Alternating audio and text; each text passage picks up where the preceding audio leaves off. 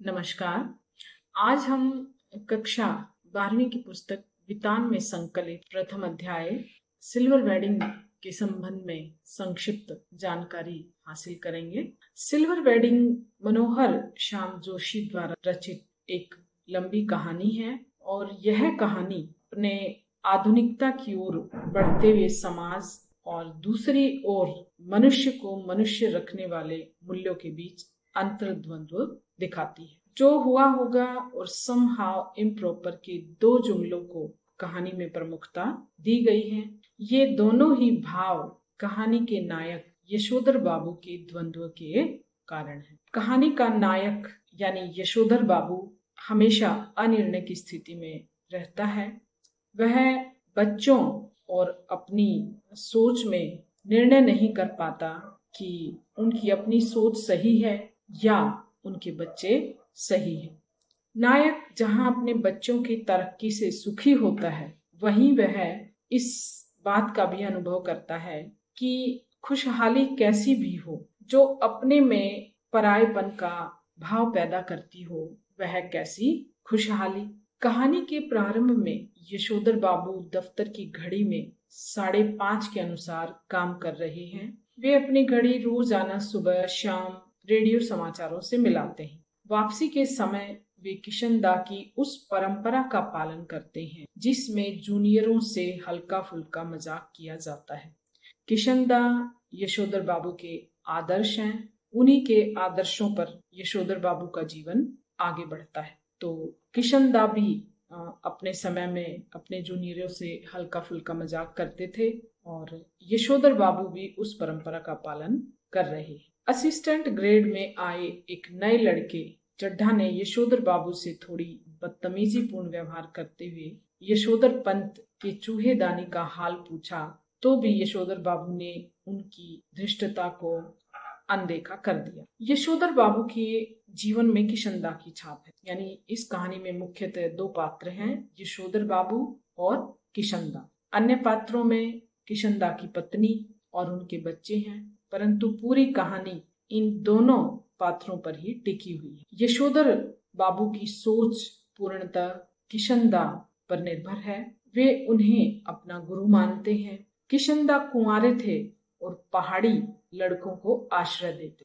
यशोधर बाबूजी भी जब दिल्ली आए तो उनकी उम्र सरकारी के नौकरी के लिए कम थी। तब किशनदा ने ही उन्हें अपने मैस का रसोइया बना दिया और फिर उन्हें अपने ही दफ्तर में सरकारी नौकरी दिलवाई और जीवन के हर कठिन समय में वे उनका साथ देते रहे। यशोधर बाबू ने रोज बिड़ला मंदिर जाने, उसके उद्यान में बैठकर प्रवचन सुनने या स्वयं ही प्रभु का ध्यान लगाने की नई रीति बनाई है। पिछले कई वर्षों से उनकी पत्नी से व बच्चों से हर छोटी बड़ी बात पर उनका मतभेद हो जाया करता है। उन्हें जब भी कोई बात बुरी लगती है तो वे समहाउ इम्प्रॉपर कहकर चुप हो जाते। यशोधर बाबू के परिवार में उनका बड़ा लड़का एक प्रमुख विज्ञापन कंपनी में 1500 रुपए की नौकरी कर रहा है। उनका दूसरा बेटा IAS की नौकरी कर रहा है। तीसरा बेटा स्कॉलरशिप लेकर अमेरिका चला गया। उनकी एकमात्र बेटी शादी न करके उच्च शिक्षा के लिए डॉक्टरी पढ़ने अमेरिका जाना चाहती। दुनियादारी के मामले में इनकी पत्नी और बच्चे ज्यादा सुलझे हुए लगते हैं। वहीं यशोधर बाबू पुराने विचारों वाले व्यक्ति। वे किशनदा के सिद्धांतों पर चलना चाहते हैं। किशनदा की तरह ही रोज मंदिर जाने, संध्या पूजा करने, गीता प्रेस गोरखपुर की किताबें पढ़ने का यत्न करते हैं। चूंकि यशोधर बाबू जब भी मंदिर जाते हैं या प्रवचन सुनते हैं तो उनका ध्यान लगता नहीं, वो जबरदस्ती अपने ध्यान को वहां खींच कर लाना चाहते हैं। यशोधर बाबू शाम को जब सब्जी लेकर एक दिन घर पहुंचते हैं तो देखते हैं कि घर के बाहर कार खड़ी है, कुछ स्कूटर मोटरसाइकिल थी तथा कुछ लोग विदा ले रहे। उनकी लड़की जीन्स और टॉप पहने हुए है, पत्नी ने होठों पर लाली लगाई हुई है। यशोधर बाबू की शादी की सालगिरह पार्टी बहुत ही आधुनिक तरीके से मनाई जा रही, जिसमें वह पार्टी में केक काटा गया। बड़े बेटे भूषण ने उन्हें ऊनी ड्रेसिंग गाउन दिया और कहा कि सुबह दूध लाने के समय आप फटा हुआ पुलोवर पहनकर जाते हैं। उन्हें यह बुरा लगा कि भूषण उन्हें ही सुबह दूध लाने की बात करता है। वह स्वयं नहीं लाना चाहता। गाउन पहनकर उन्हें ऐसा लगा कि उनके अंगों में किशनदा उतर आए हैं, जिनकी मौत जो हुआ होगा से हुई है। अब पूरी कहानी में यशोधर बाबू की सिल्वर वेडिंग यानी उनकी विवाह की 25वीं सालगिरह को आधार बनाकर ये कहानी रची गई है। और इस कहानी में जो यशोधर बाबू हैं उनके स्वयं के विचार कम हैं, बल्कि वो किशनदा से ज्यादा प्रभावित है। उनकी पत्नी का भी यही कहना है कि उनका अपना विचार कोई नहीं है। पूरी कहानी पढ़ने के पश्चात यही स्पष्ट होता है कि यह कहानी दो पीढ़ियों के बीच के अंतराल को दर्शाती है कि किस प्रकार दो पीढ़ियों की सोच में अंतर होने के कारण विचारों में टकराहट होनी शुरू हो जाती है। यशोधर बाबू पूरी पुरानी पीढ़ी के आदर्शों और मूल्यों से जुड़े हुए हैं, जबकि उनके बेटे नई पीढ़ी के अनुसार जीवन जीने में विश्वास रखते हैं। लेखक ने इस कहानी में दोनों पीढ़ियों के अंतर को बड़ी कुशलता पूर्वक अभिव्यक्त किया है। जहां यशोधर बाबू की पत्नी स्वयं को परिस्थितियों के अनुकूल ढाल लेती है और अपने जीवन में मस्त रहती है, वहीं यशोधर बाबू के मन में हमेशा एक द्वंद्व सा चलता रहता है, जिसके कारण वो अपने परिवार से कटे रहते हैं, एकाकी जीवन जीने के लिए मजबूर रहते हैं। कहानीकार ने इस पीढ़ी के अंतराल को प्रतीकात्मक ढंग से व्यक्त किया है। उनके बेटों और बेटी के रहन सहन नए जमाने के हिसाब से हैं। उनका सोचना भी नए सामाजिक मूल्यों पर विकसित हुआ है।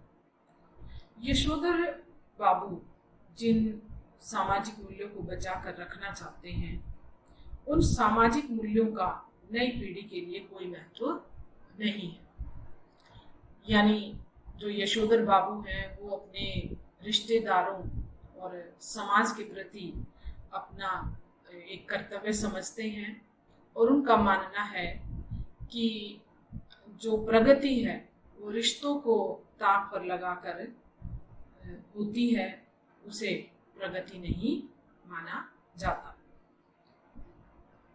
उन सामाजिक मूल्यों को जिन पर यशोधर बाबू चलना चाहते हैं, उन मूल्यों को नई पीढ़ी नकारती है। उनके अनुसार ये जो पुरानी परंपराएं हैं ये महत्वहीन हो चुकी हैं। इसी तरह से नई पीढ़ी के विचारों के साथ साथ नए ढंग के कपड़े पहनना भी यशोधर बाबू को जचता नहीं है।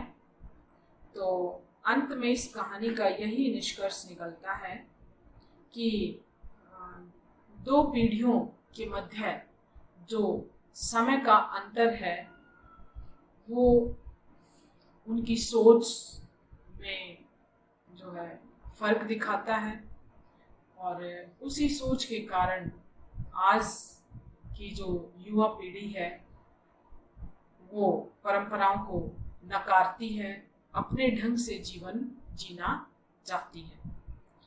यशोधर बाबू सिल्वर वेडिंग जैसी प्रथाओं को जहां चोंचला मानते हैं, वही नई पीढ़ी अपने जीवन में उनको पूर्णता स्वीकार कर रही है। आज का जो समय है वो एक तरह से ग्लोबलाइजेशन का समय है, जिसमें पूरा संसार ही एक मंच पर आ गया है। तो नई पीढ़ी नए को स्वीकार करना चाहती है, और कुछ पुरानी परंपराएं हैं जिनको वो अपने जीवन में बेकार मानती हैं, उनके लिए उनके जीवन में उनका कोई स्थान नहीं है। धन्यवाद।